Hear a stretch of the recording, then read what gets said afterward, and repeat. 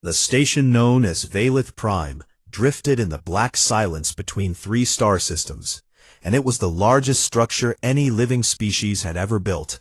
A spinning ring of metal and glass where 142 civilizations came to talk, to trade, and sometimes to argue about who owned which corner of the galaxy. Nobody paid much attention to the humans. That was the truth of it, and everyone on the station knew it without needing to say it out loud. The species from the small blue world called Earth had joined the Galactic Concord about 60 years ago, and in all that time they had done nothing remarkable at all. They had no natural armor like the Gorvon, no venomous fangs like the Dralith, no crystalline skin that could deflect energy blasts like the Shirekai, and no telepathic abilities like the Morvani. They were small, soft, and breakable, and they smiled too much. Captain Alara Voss walked through the central promenade of Valith Prime with her hands clasped behind her back, and she could feel the stares. Not hostile stares, not fearful stares, but the kind of look a person gives to a small animal doing something mildly cute. She hated that look. Voss was Earth's senior diplomatic attaché to the Concord, and she had held that title for 5 years now. 5 years of smiling at species who looked down at her. 5 years of carefully chosen words and patient negotiations, and 5 years of being called the soft ones, behind her back, and sometimes to her face. Today was going to be a long day, because the Trade Summit had drawn every major species to the station, and 2 of them were already trying to start a war. The Kethvori delegation arrived first. Tall reptilian creatures with armored scales the color of dried blood and eyes like molten copper. Their leader, War Commander Rethax, stood nearly 8 feet tall and carried ceremonial blades on both hips. He walked like someone who had never once in his life been afraid of anything. The Dralith delegation arrived second. Sleek, predatory beings with skin that glistened like wet obsidian and glands along their jaws that could spray acid strong enough to melt through starship hulls. Their ambassador, a female named Sithra, moved with the fluid grace of something that hunted in the dark. The dispute was about a mineral-rich moon in a contested sector, and both species wanted it badly enough to kill for it, which was exactly what everyone on the station was afraid of. The summit chamber was a vast circular room with tiered seating arranged around a central platform, and when Voss entered, she could feel the tension in the air like static before a storm. Dozens of species filled the seats. Insectoid Gorvon clicking their mandibles nervously. Towering Shikai ambassadors with their crystalline faces catching the light. And many others, all watching the 2 delegations at the center with a mixture of fear and fascination. War Commander Rethax spoke first, and his voice was a deep rumble that vibrated through the floor. The moon belongs to the Kethvori Dominion. We claimed it by right of conquest 3 cycles ago, and any species that disputes this claim will learn what conquest means. Sithra responded with a hiss that made half the chamber flinch. Your conquest was illegal under Concord law. The Dralith had mining rights to that sector for 20 cycles before your warships arrived, and we will take back what is ours by any means necessary. The room went very quiet, and Voss could see delegates from smaller species already calculating the fastest route to the exit doors. She stood up. I, in the chamber, turned to her. The small human woman, in the simple dark uniform, standing barely 5.5 feet tall, in a room full of predators and giants. Rethax looked at her the way a mountain looks at a pebble. The human wishes to speak, he said, and there was amusement in his voice. The kind of amusement a warrior reserves for things that are not worth killing. I do, Voss said, and her voice was calm and clear, and carried to every corner of the room. War Commander, you say the moon is yours by right of conquest. Ambassador Sithra, You say it is yours by right of prior claim. Both of you are correct under different sections of Concord law, and that is exactly the problem. She paused, and the silence held. If you go to war over this moon, you will both lose ships and soldiers and resources. And while you are fighting each other, the Concord will be forced to intervene, and neither of you will end up with the moon at all. But if you agree to a joint extraction treaty, with shared profits, weighted by historical claim and military investment, you both profit, and neither of you has to bury your dead. Rethax stared at her for a long moment, and then he laughed, a deep, booming laugh that shook the air. The soft ones want to solve a war with mathematics, he said, and several other delegations laughed along with him. Sithra tilted her head and regarded Voss with something that might have been pity. Your species means well, human, but you do not understand what strength is. You have never had to fight for anything, and that is why you think words can replace weapons. Voss said nothing to that. She simply sat back down, and her face betrayed no emotion at all. Later, the summit did reach a compromise. Not exactly the one Voss had proposed, but close enough. And as the delegations filed out, Ambassador Talvaris of the Shirekai stopped beside her. Talvaris was tall even for his kind, with skin like living quartz that shifted between pale blue and silver, depending on his mood. He had known Voss for 3 years, and considered her a friend, in the way one might befriend a particularly clever pet. You handled that well, he said, and his tone was kind, in a way that made Voss's jaw tighten. Thank you, Talvaris.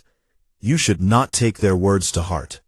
The Kethvori and the Dreolith respect only violence, and your people have simply evolved beyond such things. It is admirable, truly. Voss looked up at him, and something flickered in her eyes, something old and heavy and tired, but she only nodded and walked away.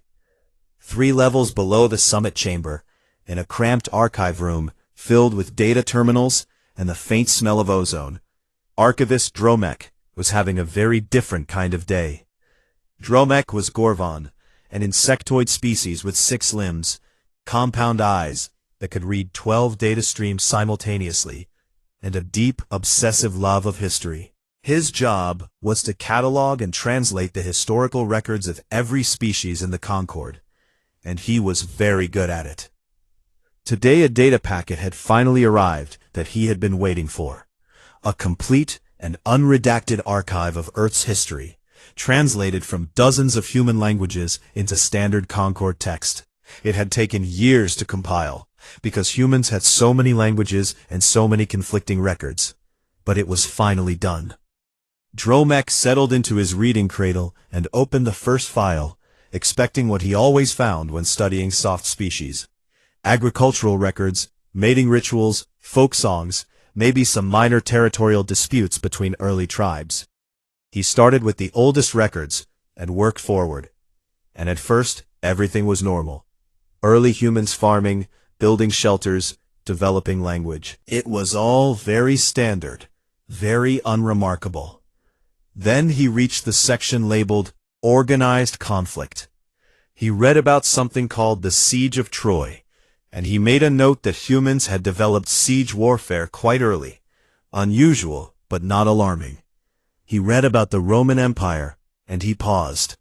The scale was larger than he had expected, and the methods were more sophisticated, but still within the range of what developing species sometimes did. Then he reached the section on medieval warfare, and he slowed down. Then he reached the section on colonial expansion, and he stopped blinking. Then he reached something called World War I, and his mandibles began to tremble. He read about trenches that stretched across entire continents, about millions of soldiers sent to die in mud and poison gas for a few hundred meters of ground. He read about machines designed for no purpose other than to kill as many living beings as possible in the shortest amount of time. He read about a single battle called the Somme, where more humans died in one day than the entire Kethvori military had lost in their last 3 wars combined. Dromek's compound eyes were very wide now, and all 12 data streams had narrowed to one. He scrolled forward, and it got worse. He read about something called World War II, a conflict so vast it burned across the entire planet simultaneously. He read about factories built for the sole purpose of systematic extermination of their own kind. He read about a weapon that split the very building blocks of matter and turned 2 entire cities into ash and shadow in the time it took to draw a single breath. He read the word nuclear and had to look it up twice because he was certain the translation was wrong. It was not wrong. Dromek sat in his reading cradle for a very long time after that, and the archive room was very quiet, and the only sound was the soft hum of the data terminals around him. He had catalogued the histories of 87 species in his career, predators and conquerors and warriors of every kind, and not one of them, not a single one, had a history like this. Not one of them had waged war on this scale against their own kind and survived. He whispered into the silence of the archive room, his voice barely louder than the hum of the machines. This cannot be accurate. But he knew, with every one of his compound eyes scanning the data, with every analytical instinct he had developed over 40 years of scholarship, that it was, and he had not even finished reading yet. The news spread the way all dangerous things spread on Valeth Prime. Quietly at first, through whispered conversations in back corridors, and encrypted messages between intelligence officers, and then faster, like a crack running through ice. Archivist Dromek had not meant to start a panic. All he had done was share his findings with Ambassador Talveris in a private meeting room 3 days after the trade summit, because he needed someone with political authority to verify what he had found. He needed someone to tell him he was wrong. Talveris had listened with the patient expression of someone humoring an anxious academic, his crystalline skin shifting to a calm blue as Dromek spoke about early human conflicts. He had nodded politely through the descriptions of ancient empires and medieval sieges. Then Dromek showed him the numbers from the world wars. Talveris's skin went white, not blue, not silver, but white, which was a color that Shirkai's skin only turned under extreme emotional distress. And Dromek had never seen it happen to an ambassador before. 70 million dead, Dromek said, and his mandibles clicked with each word. In a single conflict lasting 6 of their years. 70 million of their own species, Talveris. Not enemies from another world, not alien invaders, but their own kind. Talveris said nothing for a long moment. And the weapons, Dromek continued, pulling up a holographic display. They developed chemical agents that destroyed the lungs from the inside. They built machines that could level entire cities from the sky. And then, at the end, they created a device that harnesses the fundamental force that holds atoms together and releases it all at once. He showed Talveris the images from Hiroshima and Nagasaki, the before and after, and the Shirkai ambassador made a sound that Dromek had never heard from his species. It was something between a gasp and a keen, and it was the sound of someone whose entire understanding of the universe had just shifted beneath their feet. They used this weapon on themselves? Talveris asked, and his voice had lost all of its diplomatic smoothness. Twice, Dromek said. And then they built thousands more, enough to destroy their entire world several times over. And they pointed them at each other for decades, in something they called a Cold War, where the only thing preventing total annihilation was the promise that if one side fired, the other would fire back, and everyone would die. That is insanity. They called it mutually assured destruction. And it worked. For them, it worked, because that is how humans think about survival. They looked at the end of their own world and used it as a negotiating tool. Talveris stood and walked to the window that overlooked the station's central hub, where thousands of beings from dozens of species moved through the corridors below. And somewhere among them, small and soft and smiling, were the humans. How did we not know this? He asked. Because no one bothered to look, Dromek said. The humans submitted a cultural summary when they joined the Concord 60 years ago. A polite, sanitized version that mentioned conflicts in vague terms, and emphasized their achievements in art and science and exploration. No one questioned it, because no one was interested enough to dig deeper. They were the soft ones, the harmless ones. Who would waste time reading their full history? Talvaris turned back to face him. What else is in the archive? Dromek's compound eyes dimmed, which was the Gorvan equivalent of a heavy sigh. Everything. Guerrilla warfare, psychological operations, biological weapons, scorched earth tactics where they deliberately destroyed their own land and resources to deny them to enemies. They invented something called terrorism, the deliberate targeting of civilians to create fear. They practiced torture not just as punishment, but as a method of extracting information. They created propaganda systems that could turn entire populations into willing participants in mass violence. He paused and added something that made Talvaris take a step backward. And they did all of this while simultaneously developing philosophy, music, medicine, and a concept they call human rights. They were composing symphonies and curing diseases with one hand, while building weapons of annihilation with the other. They are not a species that was either violent or civilized. They are both, simultaneously and completely. And that is what makes them unlike anything in the Concord's records. Talvaris was quiet for a very long time after that. Does anyone else know about this? He finally asked. Not yet, but I am required by Concord Protocol to file my archival findings within 30 standard days. And the humans, do they know that we know? No. Talvaris looked out the window again, and this time his eyes found a group of human officers walking through the hub below. They were laughing about something. Easy, open laughter, the kind that came from people who felt safe and comfortable. Talvaris, Dromek said quietly, there is one more thing you should understand. What? When I run the numbers, the total casualties from all of their wars across their entire history, the weapons development curve, the rate of tactical innovation, and I compare it to every other species in the Concord, the humans are not just more violent than most, they are more violent than all of them. Every species in this station combined has not produced the amount of organized destruction that one small blue planet has generated in its short history. Talvaris's skin had not returned to its normal color. It remained a pale, anxious white. They came to the stars not because they were peaceful, Dromek said. They came because they had finally run out of enemies on their own world. And I do not think the Ketvori, or the Drelith, or anyone else on this station understands what that means.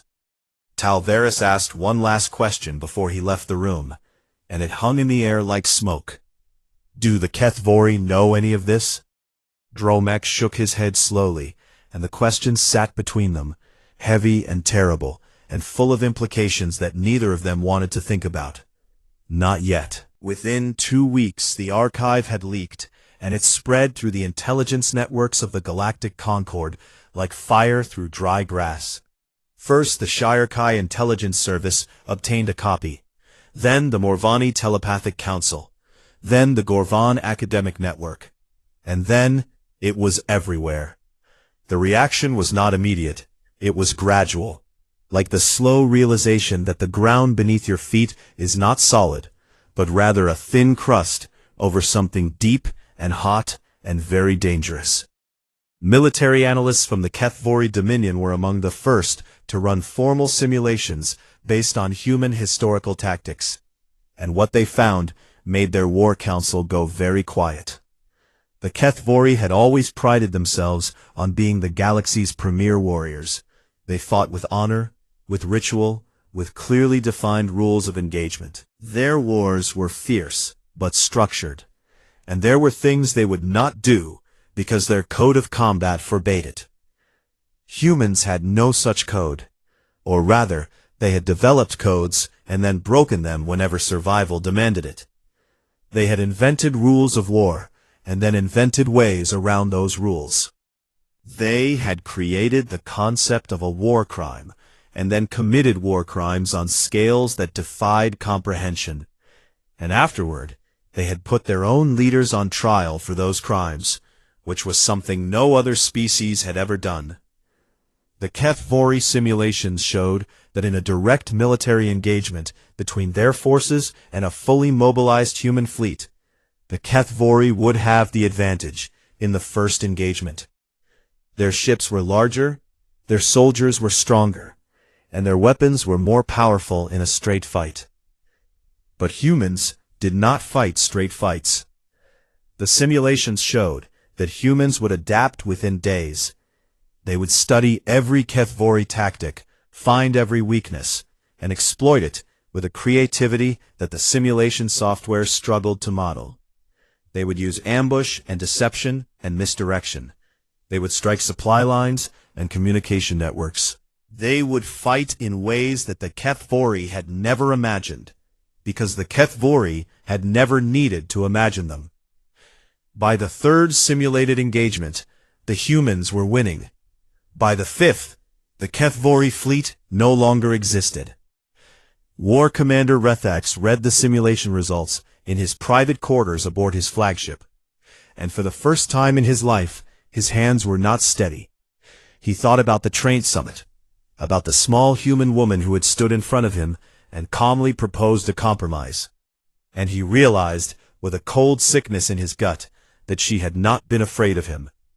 Not because she was naive, but because she came from a species that had faced far worse than anything he could threaten. He thought about how he had laughed at her, and the memory made his scales crawl.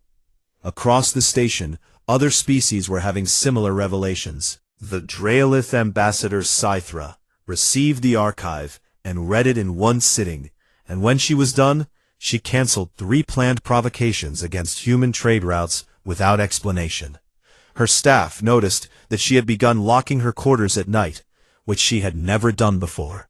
Smaller species, the ones who had always seen humans as fellow underdogs, reacted with a complicated mixture of admiration and horror. The Polari, a small avian species that had befriended humanity early on, held an emergency council meeting where their lead diplomat reportedly said, "We have been sleeping next to a volcano and calling it a pillow." Everyone began to notice things they had overlooked before. Human ships, which had always been described as modest and practical, were suddenly examined more carefully, and analysts realized they carried weapon systems that were wildly disproportionate to their stated purpose. A human cargo freighter had more firepower than a Polari warship, and nobody had thought to question why. Human embassies on every station in the Concorde all had detailed evacuation plans, not simple emergency procedures, but full tactical withdrawal protocols, with contingencies for dozens of scenarios, including hostile boarding actions. No other diplomatic mission had anything like it. Human soldiers, the ones who served as embassy guards and security details, never fully relaxed. They stood in positions that covered every entrance and exit simultaneously. They tracked the movements of everyone in the room with a quiet efficiency that other species had mistaken for nervousness, but which was, in fact, something very different. Captain Ilara Voss noticed the change before anyone told her what had happened. It started small. A Gorvan trade delegate, who had always been dismissive, suddenly offered her a better contract, without negotiation. A HFY officer, who had once deliberately blocked her path in a corridor, now stepped aside and inclined his head as she passed. Species that had never invited humans to diplomatic functions suddenly sent invitations with urgent and overly polite language. The clearest sign came when Voss entered a meeting room for a routine trade discussion, and every alien in the room flinched. Not dramatically, not obviously, but she saw it. A collective micro-movement, like prey animals registering the entrance of something that might be dangerous. She kept her face neutral, conducted her business, and left. But that evening, she went to Tal Varys and asked him directly, what happened? Now his gaze kept flickering to her hands, to her posture, to the way she held herself, as if he was seeing her for the first time. "The archive," he said finally. "Your species' full historical record. It was translated and distributed through the Concord's academic networks, and then it reached the intelligence services, and now everyone has read it." Voss was quiet for a moment. "Everything?" she asked. "Everything. The wars, the weapons, he paused, searching for words. "The nuclear devices, Alara.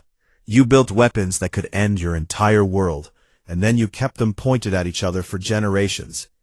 The Concord has no framework for understanding that. We have never encountered a species that came so close to self-annihilation, and simply continued."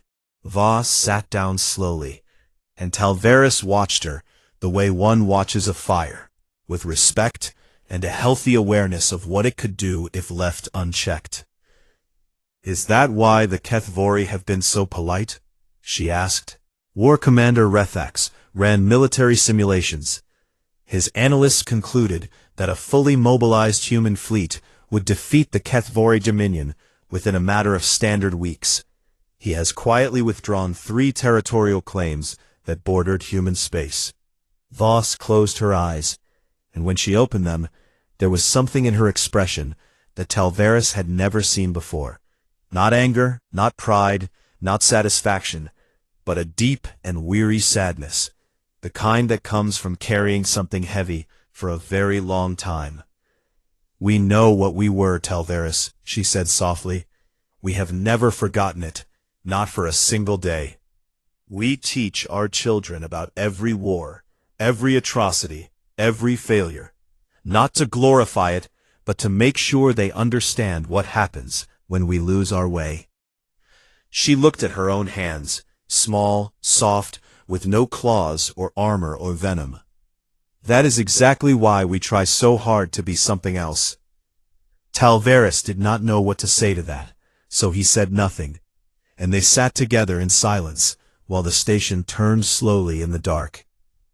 But the galaxy was not done processing what it had learned about humanity, and the fear was still growing, and somewhere in the corridors of Valith Prime, decisions were being made that would push everything to the edge. The emergency session of the Concord Security Council was called in secret, and only 12 species were invited, the 12 most powerful military civilizations in the galaxy, minus humanity. The meeting took place in a shielded chamber, deep inside Valith Prime, behind doors that blocked all signals and all sound, and the air inside was thick with tension and the sharp chemical smell of Draelith stress hormones.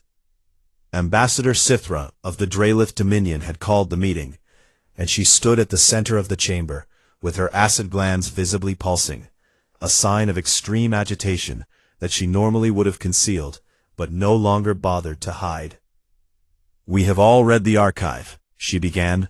"We have all run the simulations, and we all know what we are dealing with. The humans are not what we believe them to be. They are not a soft species. They are not harmless. They are the single most dangerous civilization this Concord has ever admitted to membership.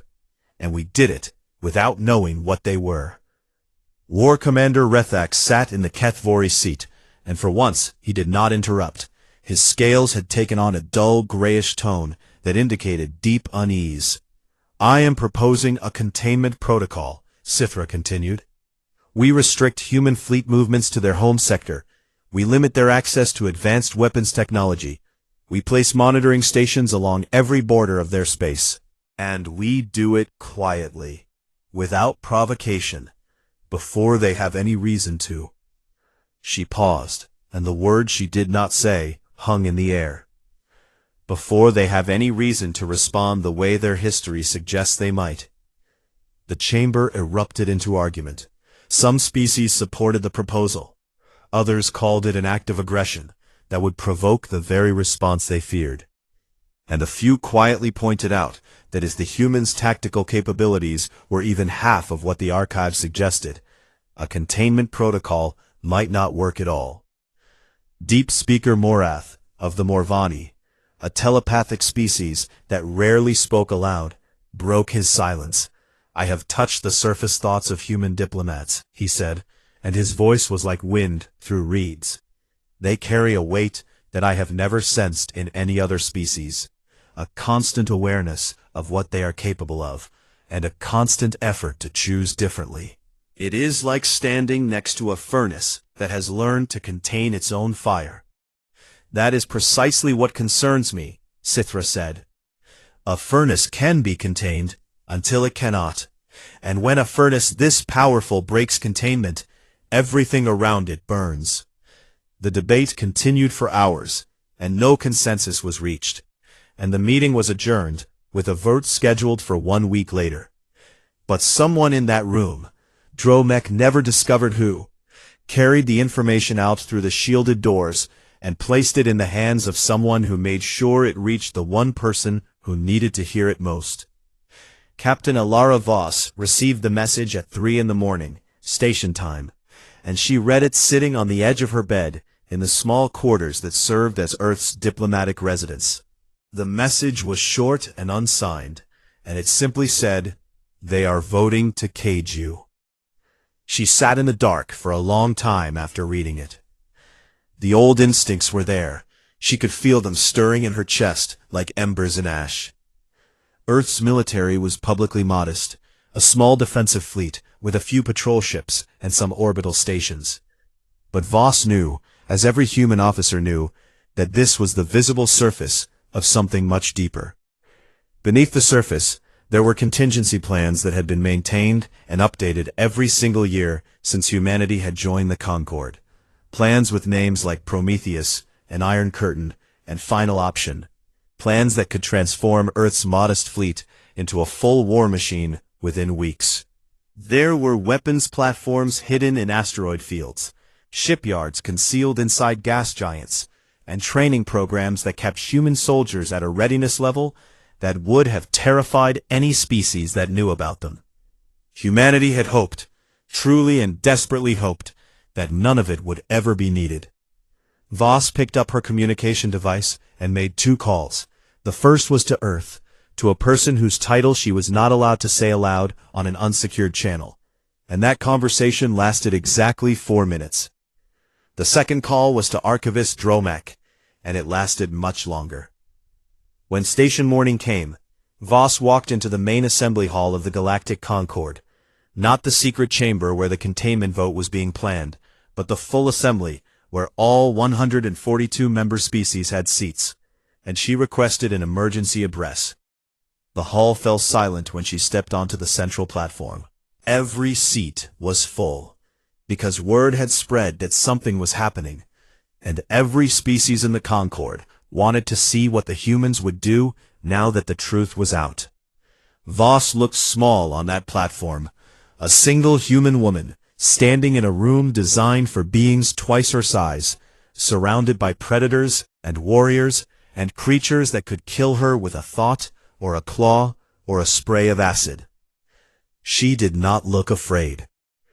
"I know what you have learned about us," she began, and her voice carried clearly through the hall. "I know you have read our history, the full history, not the polite version we submitted when we joined this Concord 60 years ago, and I know that what you found frightened you." The hall was so quiet that the hum of the station's life support systems was audible. "You are right to be frightened," she said. "Everything in that archive is true.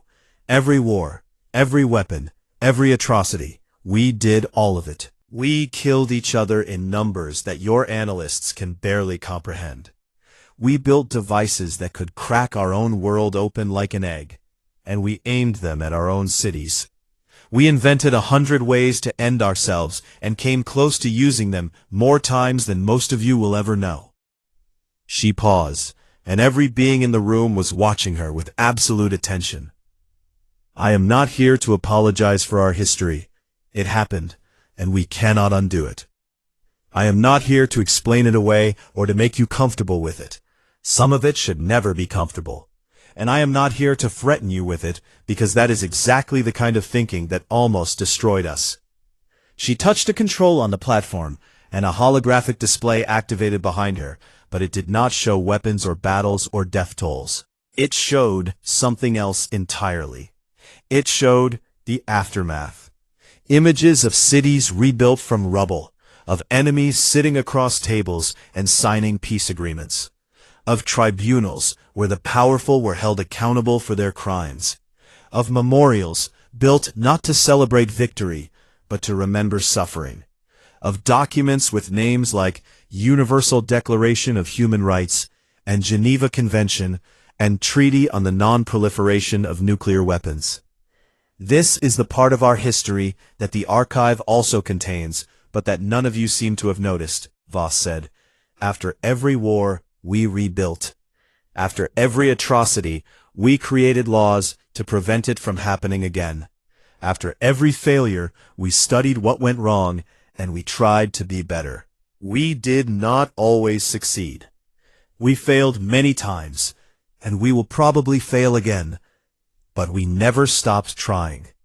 She looked out at the assembled species, at the Kethvori who had laughed at her, at the Drelith who had pitied her, at the dozens of civilizations that had dismissed her kind as soft and weak and unimportant.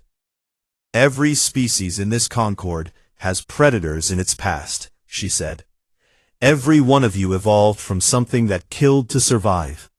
But most of you left that behind millions of years ago, and your violence was directed outward, at other species, at the environment, at threats that were not yourselves. Her voice grew quieter, but somehow it carried even further. We are the only species that became the predator of ourselves. We turned our intelligence and our creativity and our relentless drive to survive against our own kind, and we did it for thousands of years, and we survived it all. And then, we looked at what we had done, and we made a choice. She straightened her shoulders. We chose to stop, not because we were forced to, not because we ran out of the ability to wage war, but because we decided that what we were was not what we wanted to be. We chose gentleness, and kindness, and diplomacy, and cooperation. Every single day that choice is a battle, because the capacity for everything we used to be is still inside us, and it always will be. The holographic display behind her changed one final time. It showed Earth, small and blue and fragile, floating in the black. Do not mistake our gentleness for weakness, Voss said. It is the hardest thing we have ever done. The assembly hall remained silent for a long time after she finished, and then, slowly, starting with the Polari delegation and spreading outward like ripples in water, the hall filled with a sound that Valith Prime had never heard before. Every species, one by one, rose to their feet. The containment vote was never held. 6 months passed, and the galaxy was different. Not dramatically different. The stars still burned in the same places, the trade routes still carried cargo between the same worlds, and the Galactic Concord still held its endless meetings in the halls of Valith Prime. But something fundamental had shifted, like a bone that had been set back into its proper place after being crooked for a very long time. Humanity was no longer invisible. The change showed itself in small ways at first. A Kethvori officer who nodded respectfully to a human ensign in a corridor. A Drelith trade negotiator who asked a human colleague for strategic advice. A Morvani telepath who chose to sit beside a human at a diplomatic dinner instead of across the room. Then it showed itself in larger ways. War Commander Rethax, the same Rethax who had laughed at Captain Voss in the trade summit, who had called humans the soft ones, sent a formal communication to Earth's diplomatic office, requesting a meeting. When Voss arrived at his flagship, she found the Kethvori War Council assembled in full ceremonial armor, which was the highest honor the Kethvori could offer to another species. Rethax stood and addressed her with the greeting reserved for warriors of equal standing, which no non-Kethvori had ever received before. We wish to propose a mutual defense pact between the Kethvori Dominion and the people of Earth, he said, and his voice held none of the amusement it had carried 6 months ago. Not because we believe you need our protection. We are no longer foolish enough to think that, but because if war ever comes to this galaxy, we want to stand beside the species that chose peace when it could have chosen to rule. Voss accepted the proposal with a handshake, a human custom that Rethax had researched in advance. And when their hands met, the Kethvori warrior looked down at her small soft fingers wrapped around his armored fist, and thought about how those same hands belonged to a species that had split the atom and walked away. Across the Concord, similar shifts were happening. The Dralith withdrew their containment proposal and instead offered to co-develop medical technology with human scientists. The Morvani opened their telepathic archives to human researchers for the first time. The Pelleri, who had always been humanity's quiet allies, walked taller now, proud of the friendship they had maintained when everyone else had looked away. Archivist Dromek published his findings in a landmark paper that became the most widely read academic work in Concord history. He titled it, The Paradox of Sol 3, How the Galaxy's Most Violent Species Became Its Most Compassionate, and it was translated into every language spoken on Valith Prime within a single day of its release. The paper did not shy away from the horror of human history. It presented every war and every weapon and every dark chapter with academic precision, but it also documented something that no other species' history contained: the consistent, stubborn, sometimes faltering, but never-ending effort to be better. Dromek wrote that most species evolved away from violence gradually, over millions of years, as their environments became less threatening and their societies became more stable. Their peace was the peace of creatures that had simply forgotten how to fight. Humanity's peace was different. Humanity's peace was the peace of a species that remembered everything. Every battle, every body, every burned city and broken treaty, and chose, every single morning, to do something different. It was the peace of remembering, and that made it stronger and more fragile and more precious than anything the galaxy had ever seen. In his private journal, which would not be published until after his death, Dromek wrote something simpler. I have studied 87 species, and I have learned that peace means different things to different civilizations. For some, it is the absence of enemies. For others, it is the presence of strength. But for humans, peace is a war they fight against themselves every day, and they have been winning it for 300 years. And I believe they will keep winning it, because they are the most stubborn species I have ever encountered. And I mean that as the highest compliment I know how to give. On a quiet evening, 6 months after her speech to the assembly, Captain Alara Voss stood on the observation deck of Valith Prime and watched the stars. The deck was usually empty at this hour, and she came here often when she needed to think, or to not think, or simply to stand in the silence and remember that the universe was very large and very old and did not care about the small dramas of the creatures that lived inside it. She heard footsteps behind her, the distinctive crystalline click of Shirekai feet on metal, and she did not turn around. Talveris came to stand beside her, and for a long time they said nothing, and the stars turned slowly in the viewport before them. May I ask you something? He said eventually. You always do. With everything your species is capable of, everything you have done, and everything you could still do, why are you so kind? Voss looked at him, and in the starlight her eyes were very old, older than a face that young should have been able to hold, and she smiled, but it was not the diplomatic smile she wore in meetings. It was something private and hard-earned and a little bit sad. Because we know, better than anyone, what happens when we are not. Talveris thought about that answer for a very long time afterward, and he never forgot it. Far away from Valith Prime, on a colony world orbiting a yellow star in the Polari sector, a classroom full of young aliens sat in neat rows while their teacher, a Polari with soft golden feathers and kind dark eyes, gave a lesson about the species of the Galactic Concord. And the humans, the teacher said, pulling up a holographic image of Earth, are sometimes called the galaxy's gentlest giants. A young student in the third row, a Gorvon child with shiny new mandibles and curious compound eyes, raised one of its 6 limbs. But teacher, humans are small, they are not giants at all. Why do we call them that? The teacher paused, and she thought carefully about her answer, because she knew that words given to children have a way of lasting forever. Because size has never been what makes something dangerous, she said gently, and it has never been what makes something great. The child seemed satisfied with that answer, and the lesson continued, and the stars continued to turn, and somewhere on Valeth Prime, a human woman watched them, and carried the weight of her species past on shoulders that the galaxy had once called too small for anything that mattered. Across the galaxy, every species built monuments. The Kethvorid built towering statues to their greatest conquerors. The Draelith carved the names of their victories into the walls of their homeworld. The Shirekai grew crystal spires that sang with the frequencies of their proudest moments. Humans built monuments to their dead.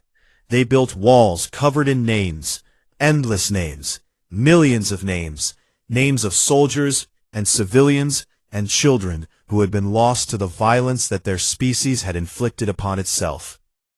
And they visited those monuments every year, and they wept, and they promised to remember, and they promised to do better. And that, more than the weapons, more than the wars, more than the nuclear fire and the trenches and the centuries of blood, was what made them the most frightening civilization the Galactic Concord had ever known. Because a species that celebrates its victories will always seek more victories. But a species that mourns its dead will fight with everything it has to make sure there are no more dead to mourn. And there is nothing in the universe more dangerous than that.